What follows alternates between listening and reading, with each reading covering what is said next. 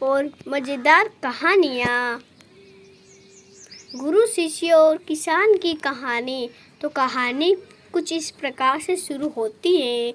बहुत पुरानी बात है। एक गुरु और एक शिष्य थे। वे दोनों बनारस में रहते थे। एक दिन किसी कार्य उज्जैन जा रहे थे। उज्जैन जाते जाते उन्हें रास्ते में ही रात हो गई। चारों ओर घना जंगल था और अंधेरी रात थी। इस तरह रात्रि में जंगल रुकना सुरक्षित नहीं था।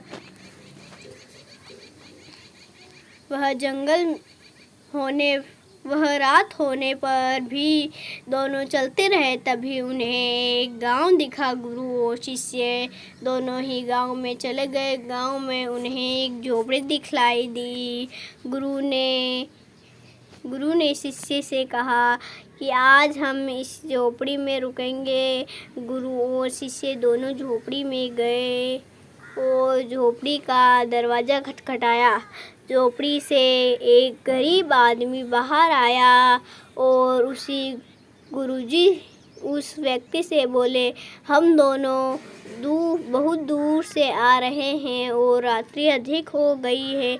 जंगल में रहना खतरे से खाली नहीं है, इसलिए हम रात्रि में यहाँ रुकना चाहते हैं। वह व्यक्तिगत गरीब अवश्य था, किंतु दिल से बहुत नेक इंसान था।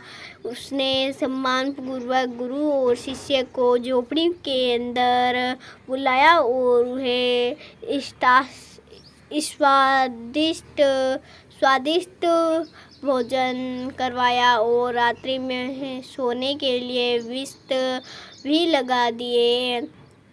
भोजन करने पर पश्चात गुरुजी ने गरीब व्यक्ति से पूछा, तुम्हारा घर तो बहुत छोटा है, किंतु तुम दिल के बहुत धनवान हो। तुम्हारी रोजी रोटी का साधन क्या है? उस गरीब व्यक्ति ने गुरु के मुँह से अपनी प्रशंसा के लिए धन्यवाद दिया और बोले, मेरे पास इस गांव में सबसे अधिक ज़मीन है, किंतु वह ज़मीन बंजर है। जिस पर किसी भी प्रकार की खेती संभव नहीं है। इसलिए मैंने अपनी रोजी रोटी पालन के लिए भैंस रखी है। उसे भैंस का दूध और घी बेचकर अपनी रोजी रोटी चलाता हूँ। उस व्यक्ति की बात गुरुजी को कुछ अजीब सी लगी, किंतु वह कुछ नहीं बोले और सोने चले गए। देर रात में गुरुजी जी उठ गए और अपने शिष्य से के चलने के कहा। दोनों गरीब व्यक्ति बिना बताए घर से निकल गए और जाते जाते गुरुजी उसकी भैंस को अपने साथ ले गए। अपने गुरुजी का यह आशय शिष्य को अच्छा नहीं लगा और वह बोला, गुरुजी, इस गरीब व्यक्ति के पास रोजी रोटी का यही एकमात्र साधन है।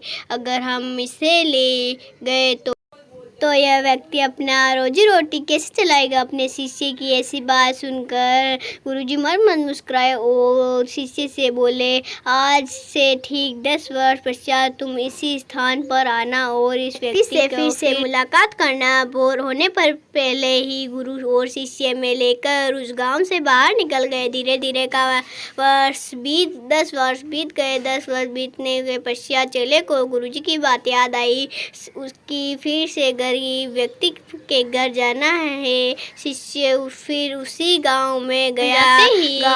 उसने देखा कि जिस घर पर झोपड़ी थी उसी स्थान पर एक आलीशान मकान हुआ है। यह देखकर उसने बड़ा आश्चर्य हुआ।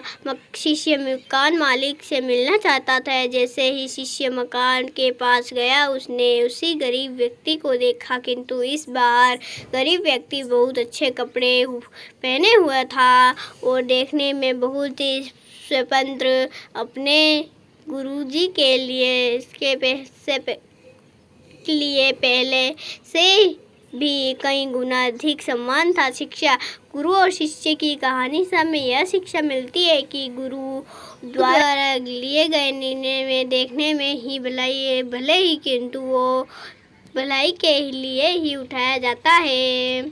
वीडियो अच्छा लगे तो लाइक सब्सक्राइब जरूर कर देना। धन्यवाद।